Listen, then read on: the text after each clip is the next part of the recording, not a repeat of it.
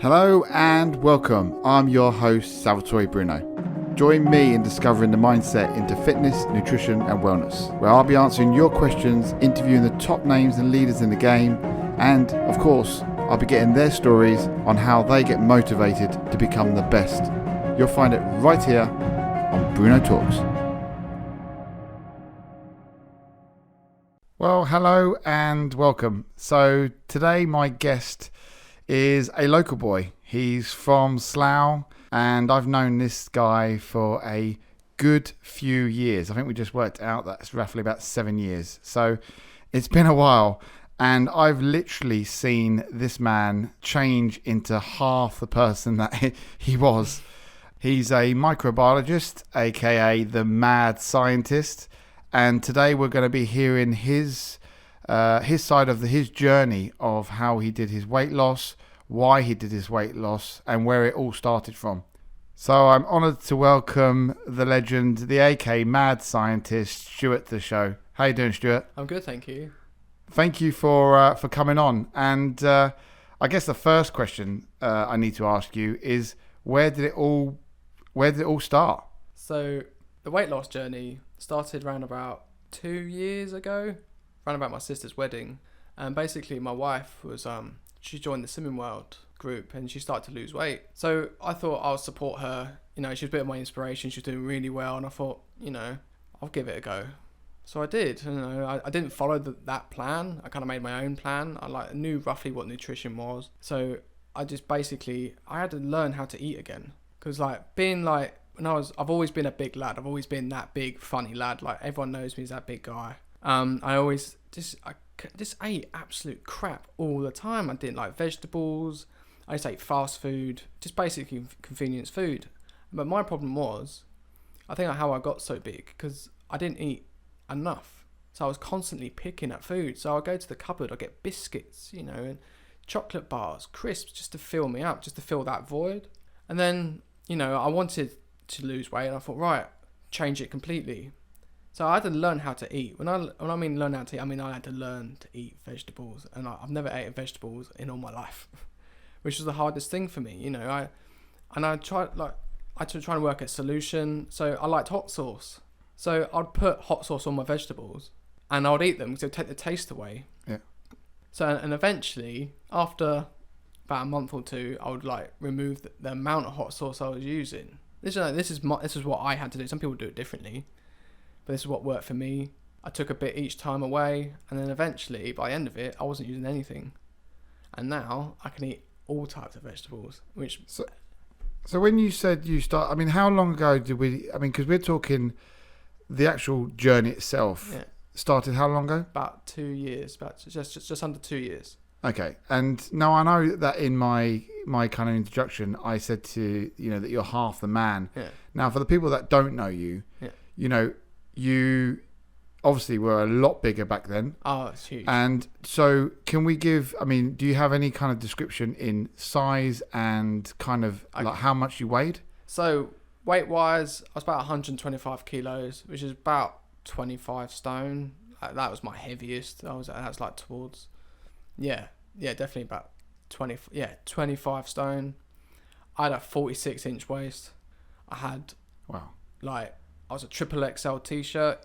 You know, I had to go to special shops just to find clothes, you know. Yeah. Going to find a shop called High and Mighty, which, you know, tall people and really large people, you know. Yeah. So I had to go to these type of shops. And, you know, it's expensive, and, you know, and also I put my body under a lot of stress for Of course.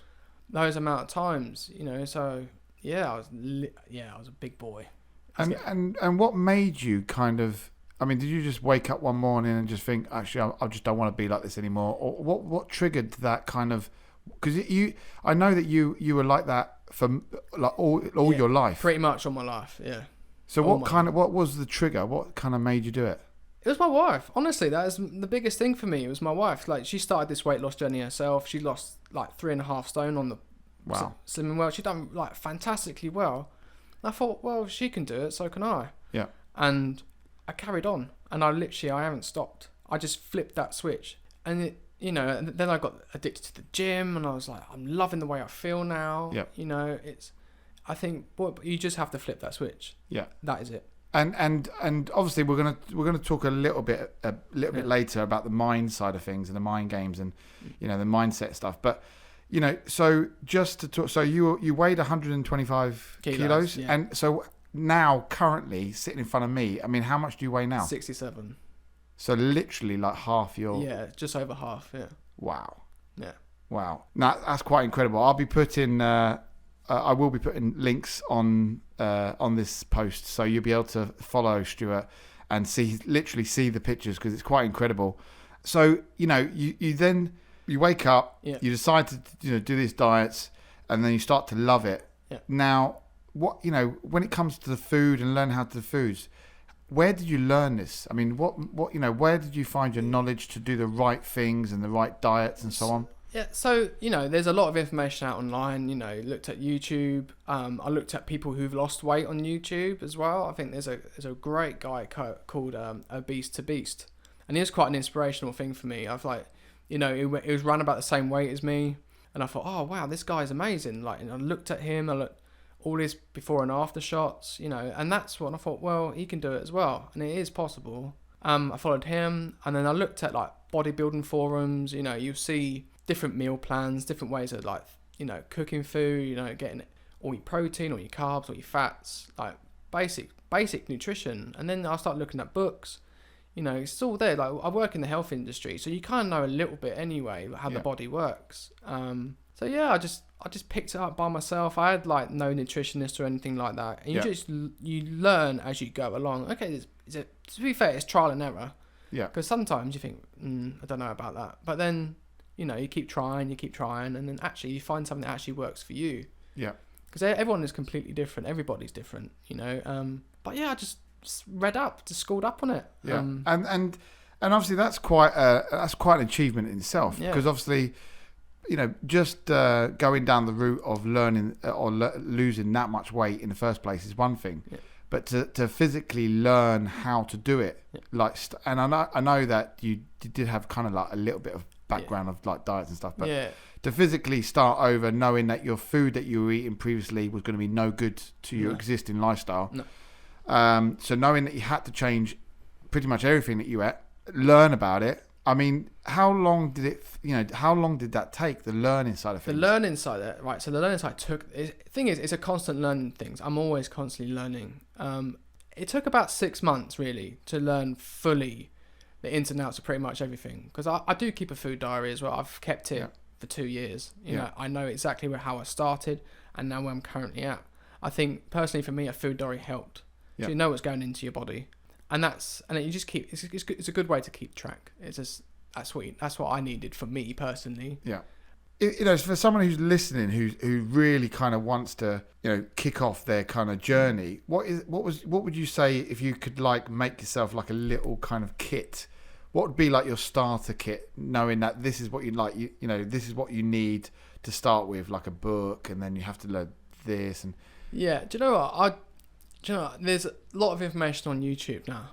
I think 100% YouTube, and there's. You can go bodybuilding.com. No, that's a really good site. I use that quite a lot.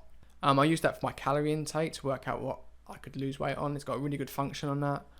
And just go to your local library and just have a look. There's loads of books. I don't think people know where the local library is. I know, right? I picked up Arnold Schwarzenegger's book on bodybuilding, and he's got a whole book on nutrition. It's incredible. It's a good book. You can learn. There's so much information out there. I mean, I use my Fitness Pal. Yeah. And they have things on that. They've got recipes on that. They've got things about nutrition, what's good and bad. But that's what I do. If I create, I just start a weight loss journey. Yeah. The first thing I bought was a weighing scale. Yeah. That's the first thing I bought. And you pick one up for 15 quid. Yeah. And it's probably it's overused. I use it for everything, even now. I weigh all my food because you can over portion yourself. Of course. You can do that. So if you have that, it's kind of you're halfway there. Yeah. Just generally look at yourself and actually what you're eating. What I did at first is I used my Fitness Pal and I scanned everything that I was eating for that day, and it was an eye opener, complete eye opener. And I was like, I was eating over 4,000 calories a day. Yeah. And think you need that shock. You think, oh my God, Yeah. I'm eating that. I do that to my. I do it a lot to my clients because they don't actually realise what may be in a large Domino's pizza. Yeah. Or they go to Nando's thinking it's a healthy meal and Yeah. don't actually realise how many calories is in an actual full Nando's meal. Yeah. And sometimes you need that shock. Do you know how many, like an average meal before you started your journey? Like how, I know you said you were eating like around about 4,000. Yeah. But 4,000 calories essentially is not a lot No. per day. But I just take it was just rubbish food. It was just junk. It was just completely junk food. So I think my main meals were actually quite normal, but it's mainly a lot of meat and potatoes. Yeah. Fried. What my problem was snacks. So very calorie dense. Yeah. High. So you think Mars bars, you think peanut butter, you think, I was having Reese's Pieces, like crisps. I mean, like, I'm talking grab a bag of crisps. I'll go through 4 packets of crisps. I'll have Wow. a whole tub of Ben and Jerry's. Like I was talking to one of my friends. He's like, how were your eating habits back then? And there was one time I ordered a Domino's pizza. So I had an extra large Domino's pizza, side of chicken kickers, portion of garlic bread, a 2-litre bottle of full fat Coke, and a tub of Ben and Jerry's, and I'd smashed a lot. Yeah. In on one. That sounds like an absolute gem. Sounds like a feast that I'd love. But I did that every week. You know Yeah. what I mean? I did it every week. Without Friday night. Didn't care. Yeah. I didn't care what's going into my body. And I did that for years. I mean, years did that. And slowly but surely, it just... Because now, I know that you're... We're going to talk about what the next part of your journey is, but at the moment, you're obviously still aiming for your overall goal. Yeah. So my overall goal... So I'm currently 67 kilos. I want to hit 65 by the end of October. Okay. Okay. It's only like 2 kilos. Yeah. But it's the hardest 2 kilos. I was going to say, after all the kilos you have lost, it's going to be the hardest. It's like, I describe weight loss like a pint of Guinness. I really do. So like the white top is the easiest part. When you get down to the dregs, that's the hardest part right there, right at the bottom of that pint glass. Yeah. And that's where I'm at the moment. Yeah. So it's going to take time. You just either you change your diet up a little bit, or you change your training style a little bit. Yeah. Just tweak things. It's a constantly tweaking process. And what are you on calorie wise now? I mean, do you have different days that you're on certain calories? Yeah, I think currently it's quite steady. So steady, it's like around about 1,500 calories a day generally. Okay. About 1,500. It was a lot lower than that.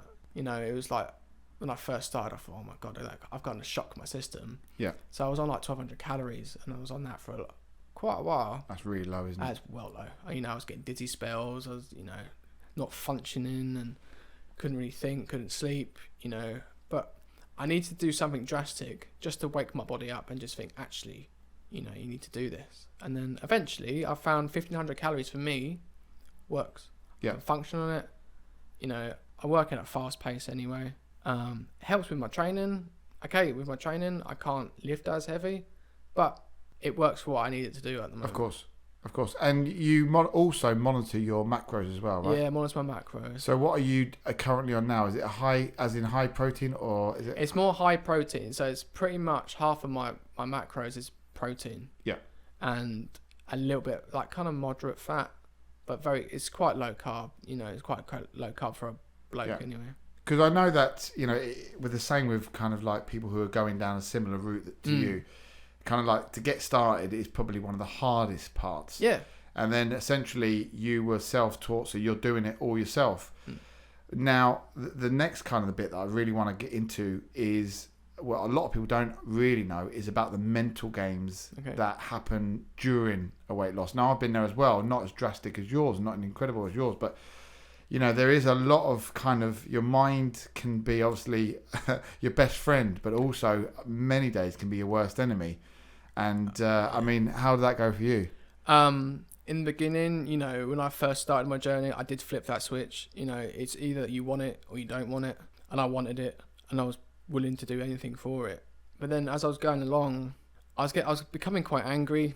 I was quite an angry man. I was really horrible to my wife, and I've got a little son as well. I was quite snappy, and I didn't really want to know anyone. I wasn't happy for a long time, like completely. It was just a horrible tornado. It just wasn't. I couldn't see anything through the trees.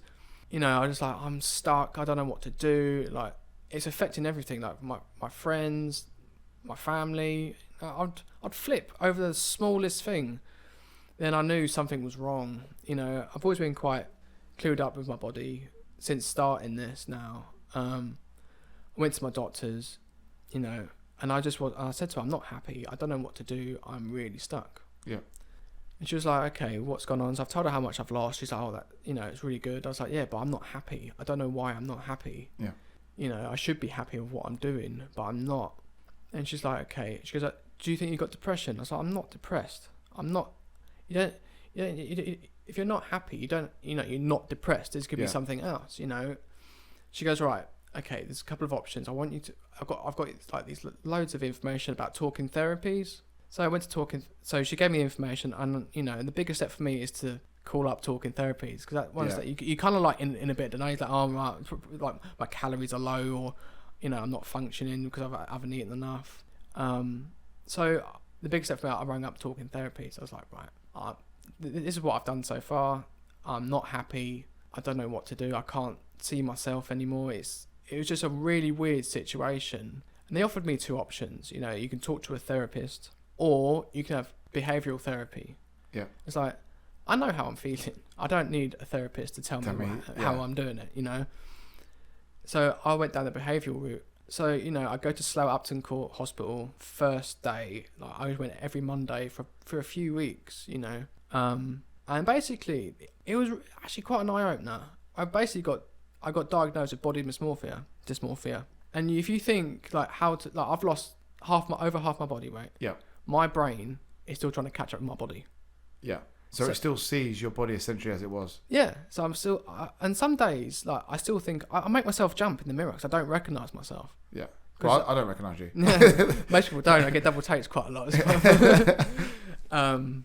You know, I think that's what I really struggled with. And when we was going through the therapy, you know, was looking at different things, and basically you just take a different light at it, more of a practical light, more, you know, I had a situation where I completely freaked out. I mean, I had a proper freak out moment. And so, you know, talking about weight loss, and, you know, he's like, oh my God, you've changed. He's like, no, you haven't. And like, it was just a weird situation, and I completely freaked. And I spoke to the guy about it. I think someone was talking to me like, calling me like a rude name, or you've got this, you've got that. You know, when you lost a lot of weight, you are gonna get some side effects. Of course. You will get it. You know, I've been obese all my life pretty much. Yeah. So, you know, my skin hasn't gone back to the way I want it to. Yeah. I think that was one of the mental triggers for me. You know, you see that people point at you. Like, if I went to a swimming pool and some kid pointed at me and was like, oh my God, what's that? And that's when I proper freaked, and I was like, oh my God, I need to get out. You know, proper anxiety moment. And then I spoke to the therapist about it, and he was like, how old was the kid? I said he must be about 5. He goes like, he doesn't know any better. Yeah, of course. Do you know what I mean? And like that little switch, I was like, oh yeah. And then you're like, ah. Because you forget all that, don't you? Yeah, you completely forget. And being on that spot, you just don't. You know, you're not to know how your body's going to react, or how your mind's going to react, and your natural reaction was just to go, "Oh my God, someone's pointing at me." Yeah. Irrelevant of if it was a 5-year-old kid. Yeah. In your head, it was just someone pointing. Yeah. It was like, I felt like a complete circus freak. It's just like, oh my God, I've got to get out of here. But you know, but we've worked on it. I'm constantly working on it. I do have good days and bad days. I'm still not quite out of the woods yet. Yeah. Personally. But, you know, it's a learning process. It's all about learning about you and how you feel, you know. Yeah. Now, like, I have good days. Like, I know I feel good in the like, I'm in a small t-shirt now. Yeah. You know. Yeah, you look incredible. And, like, my waist is 28. You know, I haven't been, you know, that small. But, yeah, things like that. We worked on it for several weeks, you know. Because you've always been... And I know you from previously, so you've always been known as that jolly fella, you know, and it's the funny big guy, that kind of. And obviously, so did your wife obviously know about these kind of like the bad days, the anger days? Could she see that you're not as happy as you was? I mean, was it quite an open? Was it quite open? At first, I kind of kept it to myself, like being a bloke. You kind of keep things to yourself. And then you kind of like, because you can't express it, you know, you'd snap. And like, honestly, I actually felt sorry for that little small period of time. But then eventually she started to learning about it. You know, I would show what I've been doing in therapy, you know, and And it helped me. I still keep everything that I've got from the therapy. Different ways of thinking, just like a bit more of aware. Yeah. You know, don't judge so quickly. But now, if I have a good day, she kind of leaves me alone. Yeah. She'll leave me alone, and then she'll give me 10 minutes and be like, "You okay?" And I'll be like, "Yeah, I'm good." Just like your space. I need my space. Like for me, and at the time, it genuinely helped me with that. You know, I put my earphones in, hood up, I train. Yeah. And that would be my kind of like just my little, just getting away from things. Yeah. You know, and that Little like release valve. pretty much, yeah, pretty much. It was that was awesome for me. I think that's why I trained so much. I was like training 7 days a week because at that time, I didn't care. I didn't care about anyone. Yeah. And it was horrible, you know. And I guess that's one of the biggest things because when you're going through this, you do feel very alone. Yeah. Irrelevant that you've got a wife and you've got family and all that stuff. And I think there's a lot of people out there that don't understand that even though they're going through this journey, they will feel like they're doing it by themselves or the only one that's ever done it. Yeah.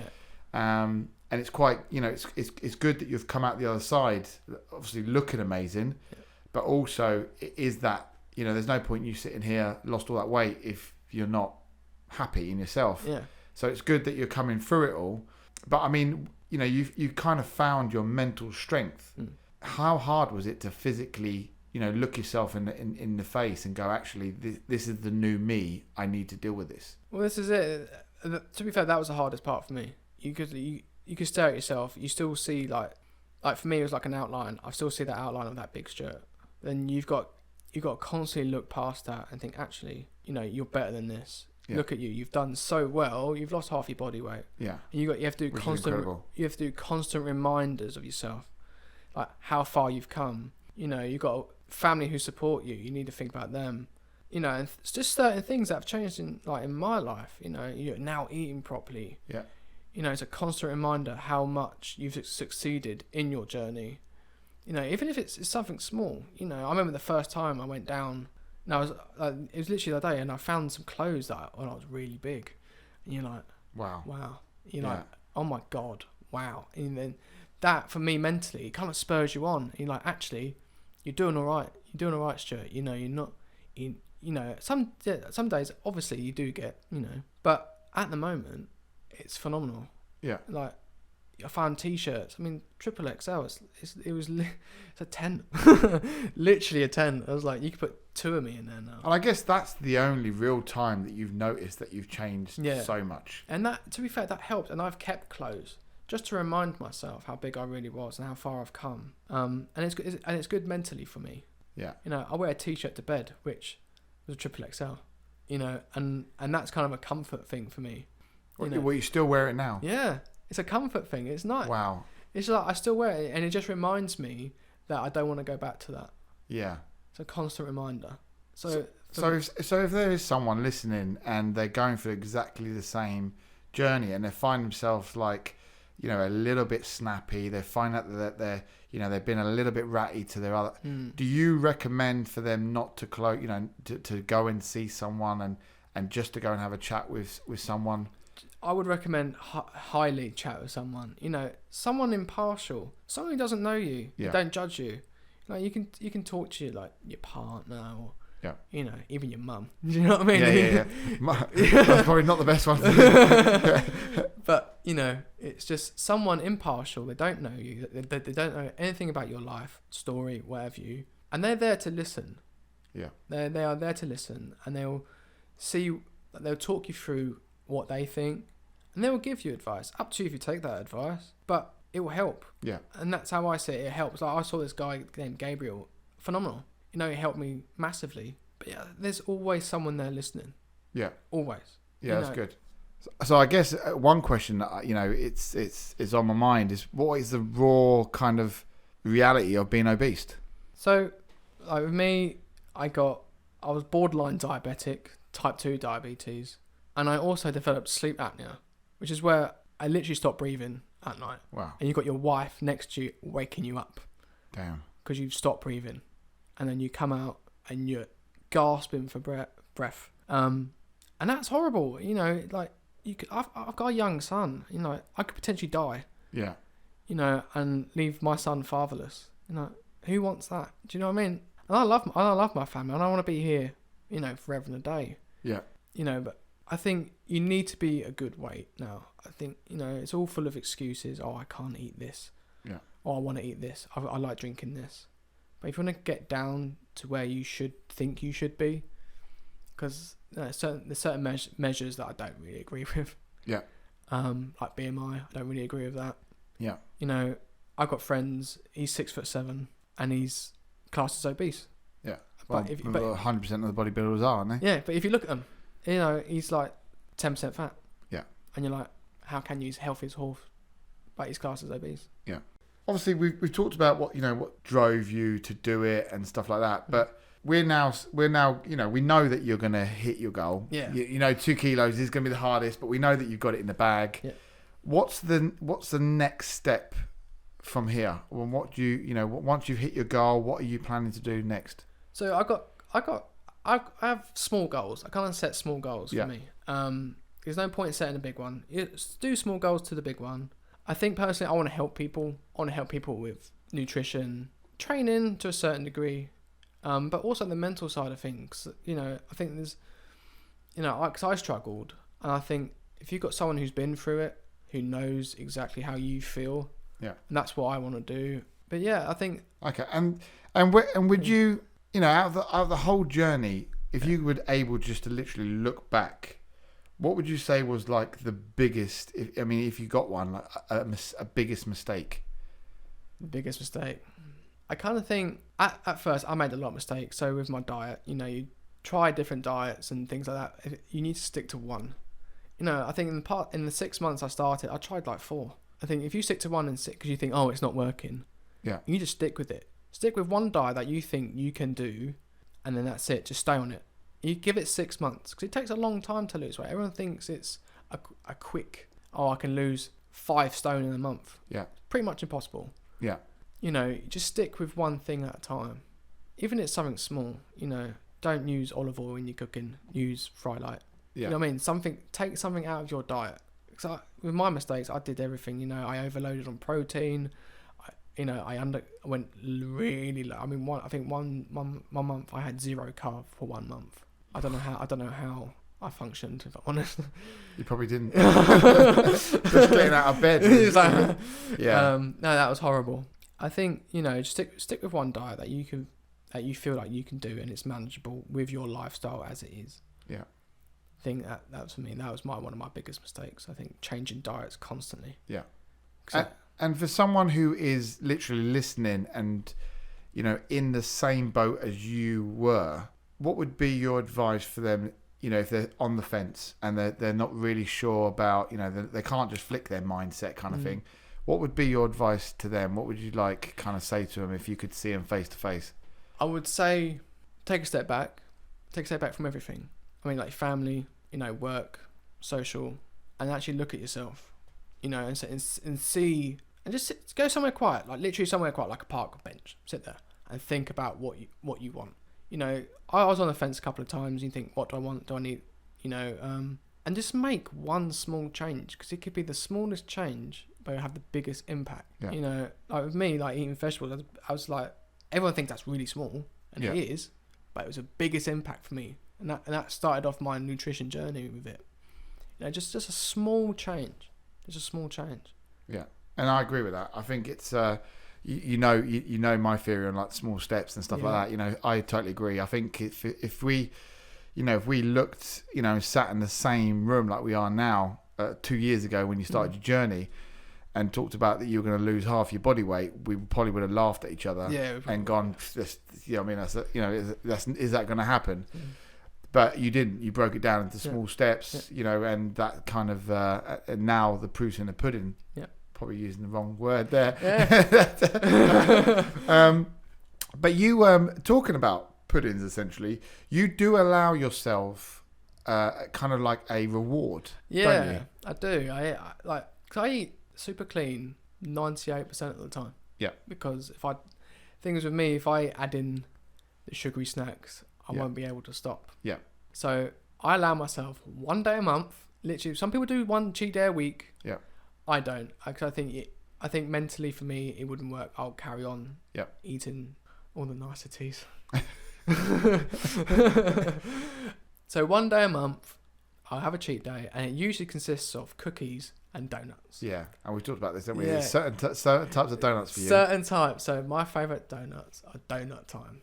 Yeah. They are my favourite donuts, or occasionally Krispy Kreme. But generally, Yeah. I have that. And I'll have, I'll basically eat what I want. But Yeah. in my cheat day, I'll have donuts and cookies. That's it. Yeah. That's one of my main components. And we'll go out somewhere to eat, maybe to mainly meat-based, to be fair. Yeah. I'll go to Cattle in Windsor, or I'll go to the Flaming Cow. And then always at the end, it's creams. Every time. Every time. It's waffles, red velvet cake, and ice cream. And do you find, because I know that we've discussed about this before, but do you find that having it once a month is enough for you to kind of go, that's my, I just got to be good, knowing that come that month, that day, that I'm literally going to be able to enjoy myself for the whole day.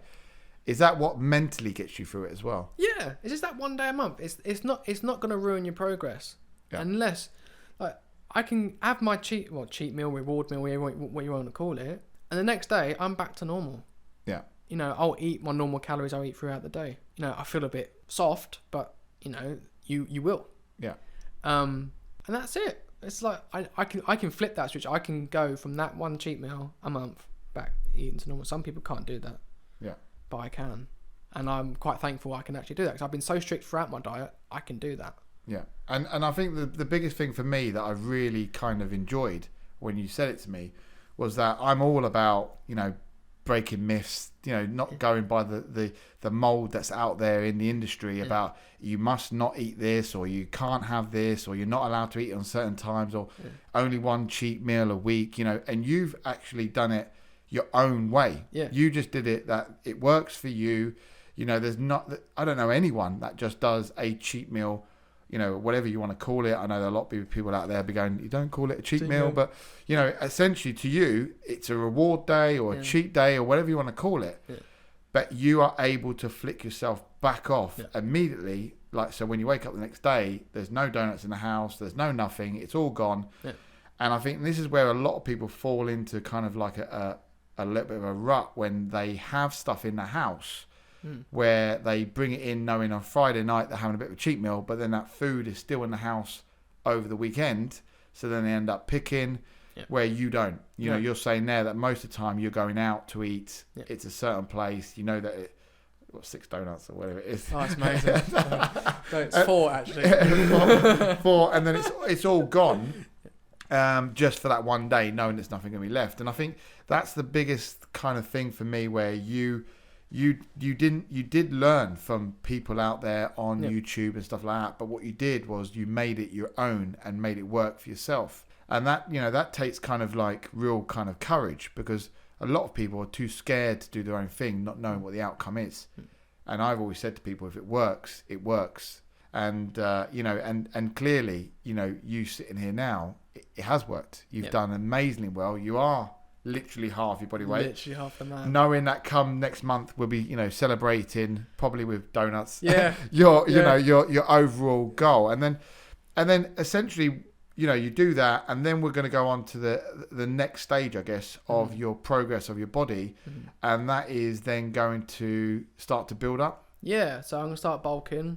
Because I have to reverse diet. Yeah. I've been in this calorie deficit for quite a while. It's quite near enough 1,000 calorie deficit for like 2 years. But for 2 years. Yeah. So I've got reverse diet. So I know I need to increase my calories slowly. Yeah. There's no point going. I'm on 1,500 back go over like 3,000 calories just to. There's no point. You have to reverse diet. And I want to build. I've built some muscle, but it's slower than normal. I have built, and they say people it's impossible to build muscle under a calorie deficit. No, I've literally built some. I've built muscle. I've built muscle. I want to get bigger. I want to change my body composition. Yep. So I'm trying. So I'm gonna go and start about 1,800 calories. I'm gonna increase it by 300 calories. Yeah. And I'll stay on that for about a month, maybe a month and a half, to let my body get used to that amount of calories and regulate that calories. And then I'll up it again. So it's going to be about a 4-month period where I up my calories. Yeah. to where I want them. You know, I don't want to go above 3,000 calories. I think that's a bit too excessive until, you know, I'll reach where I want to reach. Yeah. And then I'll work out my maintenance calories myself. And just that's more of a trial and error thing, because everyone's slightly different. Of course. So and that's where I want to, I want to try to hit, so I'm 67 now. So I want to try at least hit 75, maybe 78. But then of muscle mass. So it's going to be a completely different journey altogether. Yeah, so it'll be muscle mass. So, because I do like bodybuilding. I've always followed bodybuilding. Yeah. Even from a very young age, you know, and that's where I want to be eventually. You know, I do want to go on, step on that stage, even if it's just that one time, just to say I've done it. Yeah. So that's where I'm at the moment. That's great. And like, if you know, for a final like kind of message out there to like the listeners, I mean, what would you know? What Stuart got to say to the listeners? So my message is pretty much, there's always someone that, like with the mental health side of things, there's always someone listening. And if you want to start your journey, you just got to flip that switch. And what it boils down to, no bullshit, it all depends how much you want it. Yeah. If you don't want it enough, it's not going to happen. Yeah, I agree. Simple as that. Yeah, I agree. And where can, you know, obviously I know that people are going to want to ask you questions and stuff like that. Where can they find you? I'm on Instagram at madboy129. Yep. Just come and follow me, ask me questions. I'm more than willing to help people. Yeah. I want to go down that avenue anyway, give them my take on things. Yeah. I'm on Facebook. Me on Facebook. You know, I'm about. Just send me a message. Yeah. I will reply.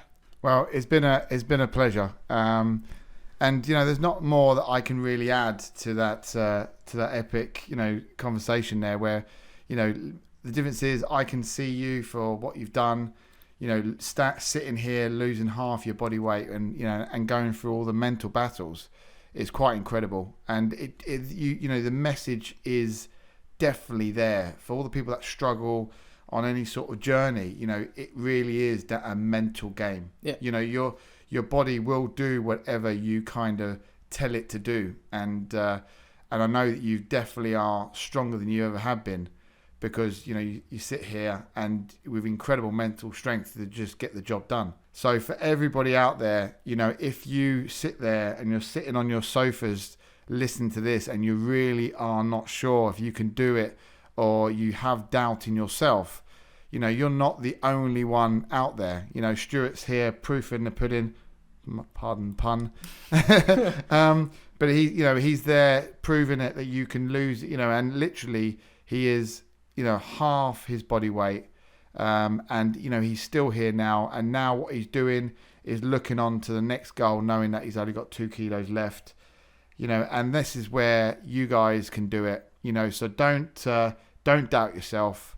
Do it. If you think that you need to go and speak to someone as well, go and do it.